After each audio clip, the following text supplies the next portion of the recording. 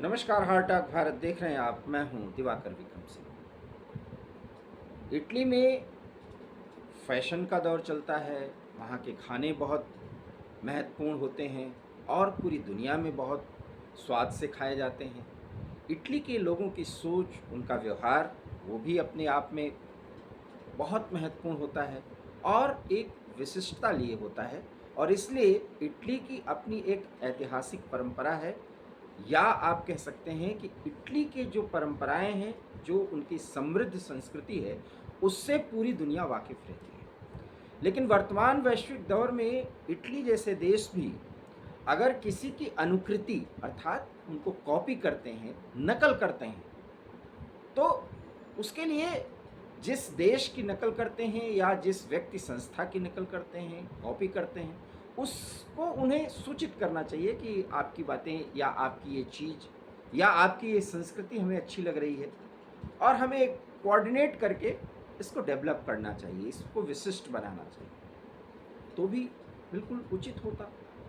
और इटली की भी इसमें विशिष्टता थी, या इटली की भी तारीफ की जानी चाहिए अगर ऐसा होता, और उस देश की जिससे वो कॉपी कर रहा होता है। लेकिन इटली में एक फैशन वीक में कुछ ऐसा दिखा जिससे उसका एक ब्रांड, जो फैशन का बहुत बड़ा ब्रांड है, जिसमें कई फैशन की चीज़ें, पहनावा, जूते, चप्पल और जो ब्रांड्स की जितने भी चीज़ें होती हैं उस प्राडा में मिलती हैं उसके तहत। और प्राडा ने चप्पलों का एक फैशन शो के दौरान प्रदर्शन किया और उस प्रदर्शनी में वो चप्पलें इतनी ज़्यादा विख्यात हुई और उनकी मांग इतनी बढ़ी कि प्राडा को बड़ा मुनाफा भी मिलता हुआ दिखा। और उसके बाद प्राडा के इस प्रोडक्ट की धूम पूरे दुनिया में हो गई। अब सवाल ये है कि इटली जैसे शहर में, इटली जैसे देश में, उनके एक प्रमुख शहर में इस तरह का फैशन वीक था और वहाँ पर प्राडा जैसे एक प्रोडक्ट कंपनी, उसकी लॉन्चिंग और उसमें भी उस तरह के जूते, चप्पल, सैंडल, इन सबको फैशन वीक के दौरान जो फैशन शो में भाग लेते हैं मॉडल्स, वो प्रस्तुत कर रहे थे, लोगों को बहुत पसंद आ रहे थे। अब सवाल ये है कि भारत के चप्पल की नकल की, और भारत में भी महाराष्ट्र के कोल्हापुर, आपको पता हो अगर आप भारत में रहते हैं या पूरी दुनिया में रहते हैं और भारत से जुड़े हुए हैं, तो कोल्हापुरी चप्पलों का इतिहास आज का नहीं है, बहुत पुराना है। और हम लोग भी अपने बचपन से, या हमारे पिताजी उन लोगों के बचपन से, कोल्हापुरी चप्पलों की एक विशेषता रही है। और सबसे बड़ी बात है कि उसमें स्थानीय जो कलाकृत, जो उसकी विशिष्टता है वो बरकरार है। मतलब आप कोल्हापुरी चप्पल हर जगह नहीं बना सकते। सबसे बड़ी बात है कि ये किसी मशीन से नहीं बनाया जाता, ये वहाँ के स्पेशलिस्ट कारीगर ही बनाते हैं। ये कोल्हापुरी चप्पलों की खासियत है। जैसे मैं उत्तर प्रदेश का निवासी हूँ, उत्तर प्रदेश में भी अगर कोई चाहे तो चर्म उद्योग से जुड़ा हुआ कोई भी शिल्पकार चाहे कि आप कोल्हापुरी चप्पल बना दे, वो क्योंकि इसमें सिलाई होती है हाथ से, इसके जो तल की, जिस पर आपका तलवा रहता है, उसका भी एक कलर होता है। वो सब कलर कोई रंग से नहीं रंगा जाता, वो सब्जियों को सड़ाते हैं और पता नहीं कैसे उससे एक कलर बनाते हैं और उससे उनकी रंगाई घिसाई होती है।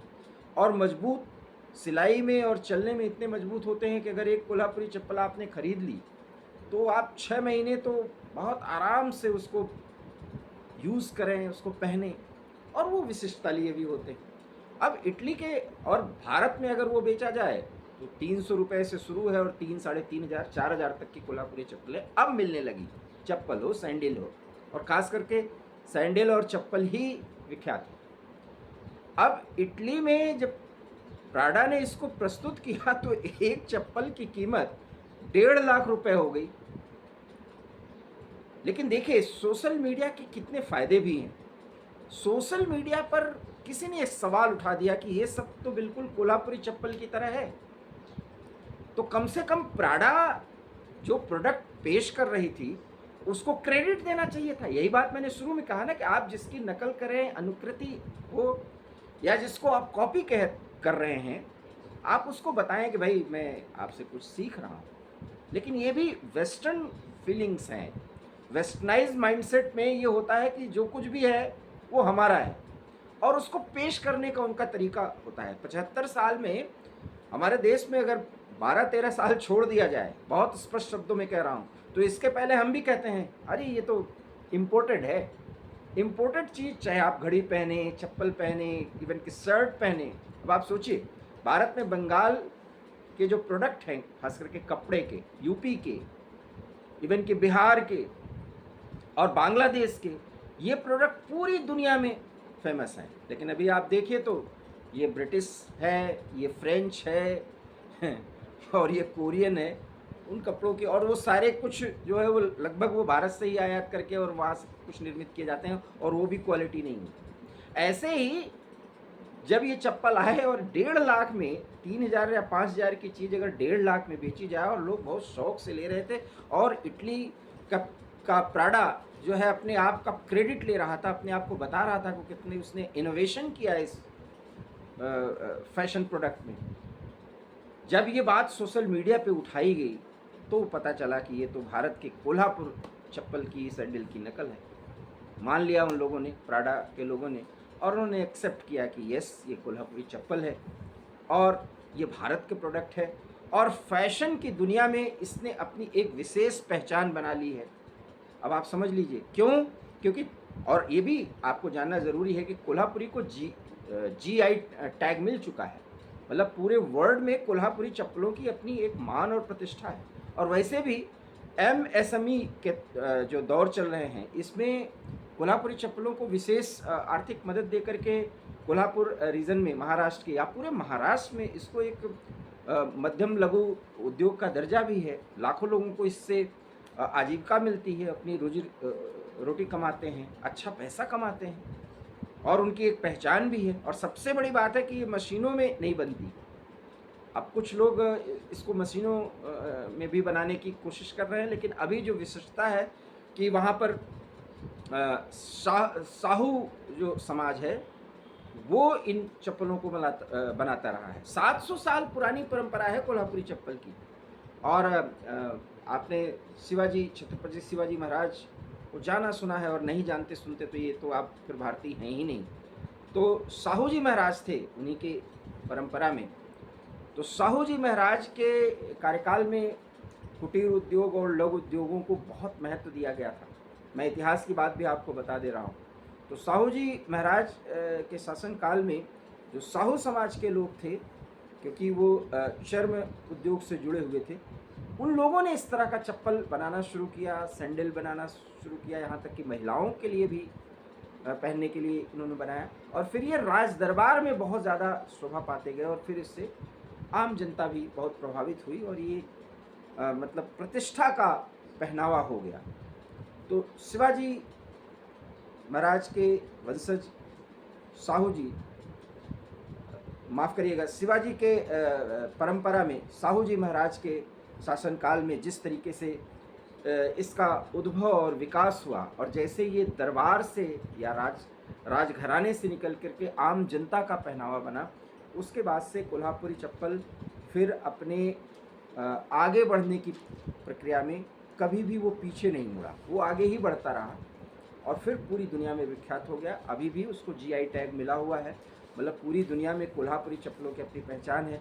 अमेरिका हो, यूरोप हो, और इटली यूरोप का ही एक प्रमुख भाग है, और पूरी दुनिया में विख्यात है, मैंने शुरुआत में ही बताया। और वहाँ पे प्राडा जैसे एक बड़े ब्रांड ने इसको प्रस्तुत किया, इसकी नकल की, तो उन लोगों ने भी ये मान लिया कि हाँ, हमने कोल्हापुरी चप्पल की नकल की और उनको इसका क्रेडिट दिया जाना चाहिए। ऐसे में अंत में मैं ये ज़रूर कहना चाहूँगा कि भारत के जो परंपरागत, मतलब जो ट्रेडिशनल पहनावा है, चाहे चप्पल हो, और इस तरह से लहंगा चोली के बारे में भी हमें कुछ जानकारी मिली कि वो भी जो है इंडिया का ही प्रोडक्ट है, और यूरोप पे वो बहुत विख्यात हो रहा है। बट वहाँ भी अपने प्रोडक्ट को बताने की उनकी मुहिम चलती है, लेकिन सोशल मीडिया पर ये पकड़ में बातें आ जाती हैं और लोग सवाल उठा देते हैं। और जब ये सवाल उठा, ये काफ़ी वायरल हुआ, तो हम आपको ये बता रहे हैं कि इसका कितना इतिहास पुराना है। 700 साल से अधिक समय से कोल्हापुरी चप्पल भारतीय लोगों के पैरों में, और यहाँ से जो पूरी दुनिया में जाते हैं वो ले जाते हैं। और अब तो आयात निर्यात के तहत, एमएसएमई के तहत इस उद्योग को बहुत महत्व दिया जा रहा है। और ये कोल्हापुरी चप्पल हमारे देश की एक बड़ी पहचान है। लेकिन मैं कहना चाहूँगा, मैंने थंबनेल में भी यही लगाया है, मेलोनी के देश में चोर पकड़े गए, और पकड़े तो मान लिया उन्होंने, स्वीकार कर लिया, लेकिन चप्पल चोरी ठीक नहीं। इसलिए पूरी दुनिया में एक जो सुपीरियरिटी कॉम्प्लेक्स है वो भारत का ही चुराते हैं, भारत की चीज़ों की चोरी करके, प्रोडक्ट्स की चोरी करके अपना बना करके उन्हें प्रस्तुत करते हैं, और फिर हम ही लोग उसे इम्पोर्टेड बता के खरीदते हैं और अपनी सामाजिक और अपने पैसे की जो रसूख है, जो उसकी ताकत है, वो दिखाते हैं। इससे हमें बचना चाहिए। और इसलिए भारत में वन डिस्ट्रिक्ट वन प्रोडक्ट की बात जो इस समय एक मुहिम के तौर पर चल रही है, उसे महत्व देना चाहिए, और अधिक से अधिक स्थानीय प्रोडक्ट्स के प्रति एक फैशन के तहत हमारे युवाओं को भी आगे बढ़ करके उसे अपनाना चाहिए, उसे एक्सेप्ट करना चाहिए, क्योंकि पूरी दुनिया हमारी नकल कर रही है। आप इस पर भरोसा करिए, क्योंकि प्राडा कंपनी की कोई चीज़ अगर हमारे यहाँ का कोई यूथ है और वो उसको खरीद सकता है तो उसे खरीदता, लेकिन उसे मालूम नहीं कि ये सब कुछ भारत की ही नकल है। और ये हमारे लिए गौरव की बात है। और इसलिए सवाल ये भी है कि फैशन की दुनिया को देखने, जानने, सुनने वाले और उस पर नज़र रखने वाले, इस तरह की कोई भी प्रदर्शनी यूरोप, अमेरिका या किसी अन्य देश में होती है तो उस पर नज़र क्यों नहीं रखते? क्योंकि अक्सर या तो भारतीय कलाकृतियों की, भारतीय प्रोडक्ट्स की नकल करके उसको अपना बता के बेचा जाता है, या भारतीय देवी देवताओं को अजीब ढंग से प्रस्तुत करके अपने फैशन का सामान बताया जाता है, और भारत को नीचा दिखाया जाता है, धर्म को एक तरह से प्रदूषित करने का काम किया जाता है। आप इन सारे सवालों पर सोचिएगा और कमेंट ज़रूर करिएगा, और एक एक बात पर ध्यान दीजिएगा कि हमारी ऐतिहासिक विरासत कितनी पुरानी और कितनी समृद्ध है। कमेंट आपका आएगा, और अगर ये वीडियो शेयर होगा तो निश्चित रूप से अपने देश का गौरव आप जन जन तक पहुंचा रहे हैं। बहुत बहुत धन्यवाद। नमस्कार। हमारा channel heart of Bharat, please इसे सब्सक्राइब कीजिए, और अगर आप सब्सक्रिप्शन लेते हैं तो उसमें कोई पैसा नहीं लगता है। निश्चित रूप से हमारा उत्साह बढ़ जाता है। बहुत बहुत धन्यवाद। नमस्कार।